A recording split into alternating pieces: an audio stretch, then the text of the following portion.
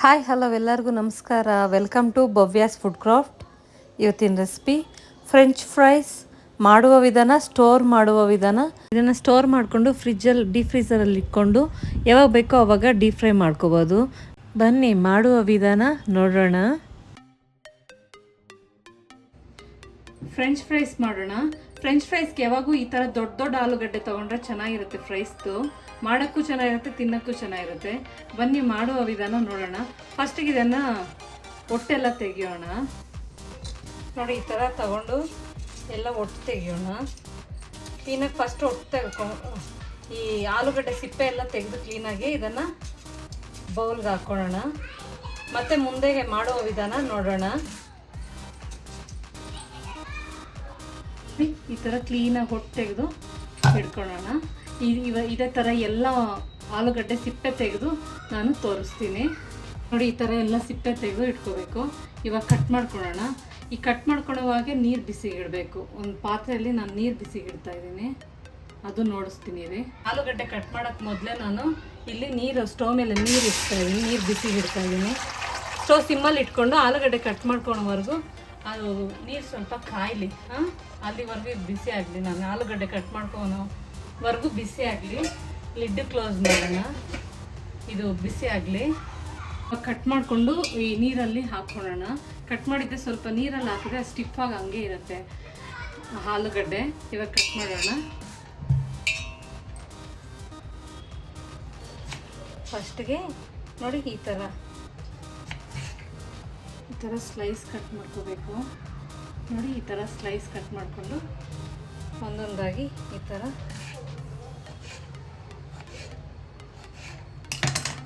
ನೋಡಿ ಈ ಥರ ಕಟ್ ಮಾಡ್ಕೋಬೇಕು. ನೋಡಿ, ಈ ಥರ ದೊಡ್ಡವಾದರೆ ಈ ಥರ ಶೇಪ್ ಚೆನ್ನಾಗಿ ಬರುತ್ತೆ. ಅದಕ್ಕೆ ದೊಡ್ಡವೇ ಎತ್ಕೊಳ್ಳಿ ಫ್ರೆಂಚ್ ಫ್ರೈಸ್ಗೆ ಆಲೂಗಡ್ಡೆ ಅಂತ ಹೇಳ್ತೀನಿ. ನೋಡಿ, ಈ ಥರ ಕಟ್ ಮಾಡಿ ಎಲ್ಲ ನೀರಲ್ಲಿ ಹಾಕ್ಕೊಳ್ಳೋಣ. ಮಕ್ಕಳಿಗಂತೂ ತುಂಬ ಇಷ್ಟ ಫ್ರೆಂಚ್ ಫ್ರೈಸ್ ಅಂದರೆ. ಆಚೆಯಿಂದ ತರೋ ಬದಲು ಮನೆಯಲ್ಲೇ ಮಾಡಿಕೊಡಿ, ಸ್ವಲ್ಪ ಟೈಮ್ ಮಾಡಿಕೊಂಡು. ತುಂಬ ಚೆನ್ನಾಗಿ ಬರುತ್ತೆ. ಆಚೆ ರೆಸ್ಟೋರೆಂಟ್ಸಲ್ಲಿ ತಿನ್ನೋ ಥರನೇ ಇರುತ್ತೆ ಫ್ರೆಂಚ್ ಫ್ರೈಸ್ ಮನೇಲಿ ಮಾಡ್ಕೊಳೋದು. ನೋಡಿ, ಈ ಥರ ಕಟ್ ಮಾಡ್ಕೋಬೇಕು. ನೋಡಿ, ಈ ಥರ ಕಟ್ ಮಾಡಿಕೊಂಡು ನೀರಿಗೆ ಹಾಕ್ಕೊಳ್ಳೋಣ. ಇದೇ ಥರ ನಾನೆಲ್ಲ ಕಟ್ ಮಾಡಿ ನಿಮಗೆ ಮತ್ತೆ ವಿಡಿಯೋ ನೋಡಿಸ್ತೀನಿ. ನೋಡಿ, ಈ ಥರ ಕಟ್ ಮಾಡಿಕೊಂಡ್ರೆ ಫ್ರೈಸು ಚೆನ್ನಾಗಿರುತ್ತೆ. ಇದೇ ಥರ ಎಲ್ಲ ಕಟ್ ಮಾಡಿಕೊಂಡು ಮತ್ತೆ ವಿಡಿಯೋ ಕಂಟಿನ್ಯೂ ಮಾಡ್ತೀನಿ. ನೋಡಿ, ಎಲ್ಲ ಈ ಥರ ಕಟ್ ಮಾಡಿದ್ದೀನಿ. ಈ ಥರ ಕಟ್ ಮಾಡಿಕೊಂಡು ನೀರಲ್ಲಿ ಹಾಕ್ಕೋಬೇಕು. ಮತ್ತು ನೋಡಿ, ಈ ಥರ ಕಟ್ ಮಾಡಿ ನೀರಲ್ಲಿ ಹಾಕ್ಕೋಬೇಕು. ಅಲ್ಲಿ ನೀರು ಕಾದಿದೆ. ಇವಾಗ ಮುಂದೆ ಮಾಡುವ ವಿಧಾನ ನೋಡೋಣ. ನೀರು ಕಾಯಕ್ಕಿಟ್ಟಿದ್ವಲ್ಲ ಕಟ್ ಮಾಡೋಕ್ಕೆ ಮೊದಲು, ನೋಡಿ ನೀರು ಚೆನ್ನಾಗಿ ಕಾದಿದೆ. ಇದೇ ನೀರಲ್ಲಿ ಹಾಕಿ ತುಂಬ ಕುದಿಸೋದೇನು ಬೇಕಾಗಿಲ್ಲ. ನೀರಲ್ಲಿ ಹಾಕಿ ಒಂದು 5 ನಿಮಿಷ ಅದನ್ನು ಆಚೆ ತೆಗೆದು ಬಿಡಬೇಕು.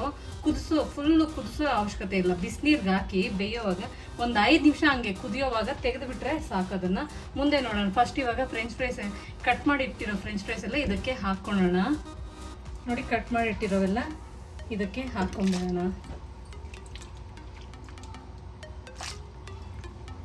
ಏನಿಲ್ಲ, ಬಿಸಿನೀರಲ್ಲಿ ತುಂಬ ಹೊತ್ತು ಬೇಯಿಸೋ ಅವಶ್ಯಕತೆ ಇಲ್ಲ. ಹಂಗೆ ಹಾಕಿ ಒಂದು 5 ನಿಮಿಷ ಹಂಗೆ ಬಾಯ್ಲ್ ಕುತ್ಕುತ್ತಾ ಅಂದರೆ ಸಾಕು. ಅದನ್ನು ತೆಗೆದು ಬಿಡಬೇಕು. ತುಂಬ ಬೇಯಿದ್ರೂ ಅದು ಚೆನ್ನಾಗಿರಲ್ಲ. ಸುಮ್ಮನೆ ಸ್ವಲ್ಪ ಬೇಯಿಸ್ಕೋಬೇಕು.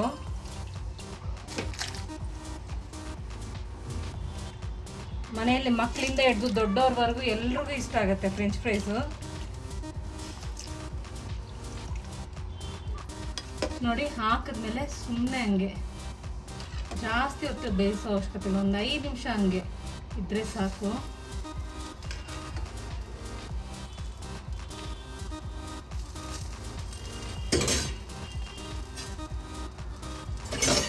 ನೋಡಿ, ಸಾಕು. 5 ನಿಮಿಷ ಆಗಿದೆ.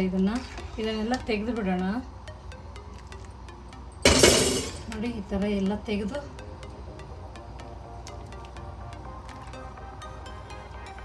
ನೋಡಿ ಎಲ್ಲ ತೆಗೆದು ಇದನ್ನು ಒಂದು ನೋಡಿಸ್ತೀನಿ. ನೋಡಿ, ಈ ಥರ ಒಂದು ವೈಟ್ ಬಟ್ಟೆ ಒಂದು ಹಾಕ್ಕೊಂಡು ಈ ಥರ ನೀರೆಲ್ಲ ಸೋಸ್ಕೊಂಡಿದ್ದು ನೀರೆಲ್ಲ ಸೋಸ್ಕೊಂಡು ಇದ್ರ ಮೇಲೆ ಹಿಂಗೆ ಹಾಕ್ಕೊಂಡ್ಬಿಡೋಣ. ಎಲ್ಲ ಇದೇ ಥರ ಎತ್ತಿ ಇದಕ್ಕೆ ಹಾಕ್ಕೊಳ್ಳೋಣ. ಬಿಸಿ ಸ್ವಲ್ಪ ತಣ್ಣಗಾಗಲಿ. ನೋಡಿ ಈ ಥರ ಎಲ್ಲ ತೆಗೆದು ಒಂದು ಬಟ್ಟೆ ಇದ್ರ ಮೇಲೆ ಹಾಕ್ಕೋಬೇಕು.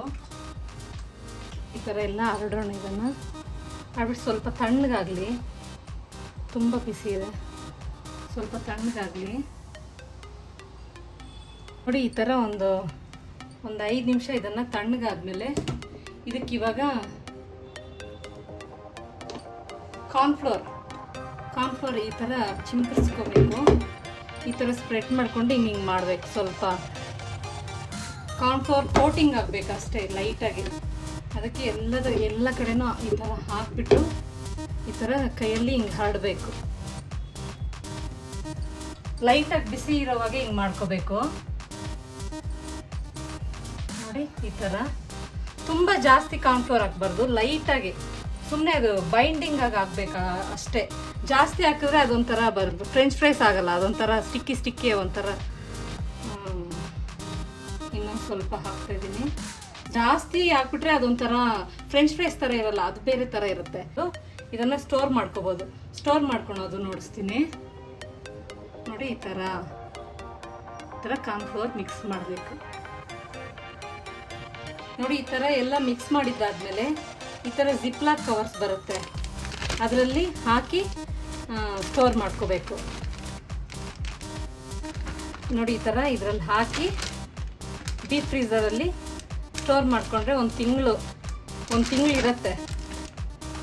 ಯಾವಾಗ ಬೇಕೋ ಆವಾಗ ನಾವು ಓಪನ್ ಮಾಡಿ ಇದು ಮಾಡ್ಕೋಬೋದು. ನೋಡಿ ಈ ಥರ ಜಿಪ್ಲಾಕ್ ಕವರ್ಸು ಇಲ್ಲ ಮಾಮೂಲಿ ಕವರ್ಸಲ್ಲಿ ಈ ಥರ ಸ್ಟೋರ್ ಮಾಡ್ಕೋಬೋದು.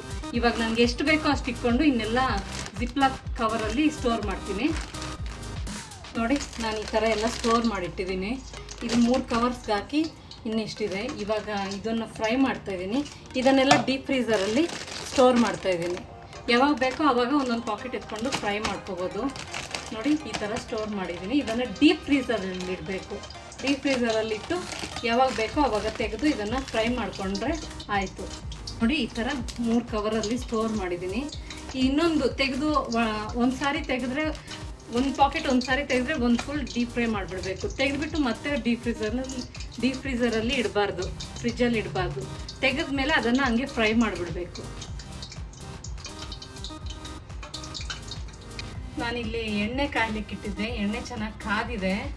ಇದಕ್ಕಿವಾಗ ಫ್ರೆಂಚ್ ಫ್ರೈಸ್ ಹಾಕ್ಕೊಳ್ಳೋಣ. ಎಣ್ಣೆ ಚೆನ್ನಾಗಿ ಕಾದಿರಬೇಕು ಫ್ರೈಸ್ ಹಾಕುವಾಗ. ನೋಡಿ ಎಣ್ಣೆ ಚೆನ್ನಾಗೇ ಕಾದಿದ್ರೆ ಚೆನ್ನಾಗಿರುತ್ತೆ ಫ್ರೈಸ್ ತಿನ್ನೋಕ್ಕೆ. ನೋಡಿ ಖಂಡಿತ ಒಂದು ಸಾರಿ ಮನೇಲಿ ಟ್ರೈ ಮಾಡಿ. ಮಕ್ಳಿಗಂತೂ ತುಂಬ ಇಷ್ಟ ಆಗುತ್ತೆ. ಸ್ವಲ್ಪ ಟೈಮ್ ಸ್ಪೆಂಡ್ ಮಾಡಿ ಈ ಥರ ರೆಡಿ ಮಾಡಿ ಇಟ್ಕೊಂಡ್ರೆ ಮಕ್ಳಿಗೆ ಯಾವಾಗ ಬೇಕೋ ಅವಾಗ ನಾವು ಫ್ರೈ ಮಾಡಿಕೊಡ್ಬೋದು. ನೋಡಿ ಇದು ನಾನು 3/4 ಭಾಗ ಬೇಯಿಸ್ಕೊಂಡು ತೆಗೆದು ಇಡ್ತಾಯಿದ್ದೀನಿ. ಡಬಲ್ ಫ್ರೈ ಮಾಡ್ಕೋಬೇಕು, ಅವಾಗೆ ಕ್ರಿಸ್ಪಿಯಾಗಿ ಚೆನ್ನಾಗಿರೋದು ಫ್ರೆಂಚ್ ಫ್ರೈಸು. ನೋಡಿ ತೆಗೆದ ಮೇಲೆ ಸ್ವಲ್ಪ ಒಂದು 2 ನಿಮಿಷ ಎಣ್ಣೆ ಕಾಯ್ಲಿಕ್ಕೆ ಬಿಟ್ಟು ತೆಗೆದಿಟ್ಟಿರೋ ಫ್ರೈಸ್ ಎಲ್ಲ ಮತ್ತೆ ಡೀಪ್ ಫ್ರೈ ಮಾಡ್ಕೊಳ್ಳೋಣ. ಡಬಲ್ ಫ್ರೈ ಮಾಡಿಕೊಂಡ್ರೆ ಕ್ರಿಸ್ಪಿಯಾಗಿ ಚೆನ್ನಾಗಿರುತ್ತೆ.